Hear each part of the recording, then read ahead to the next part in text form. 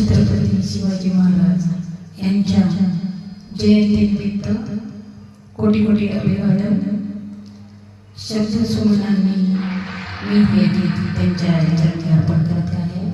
शिवरायाने शिकविला तलवारीचा घाव आहे, महात्मा फुलेंनी सांगितलं ज्ञानाचा प्रभाव आहे. शाहू महाराजांनी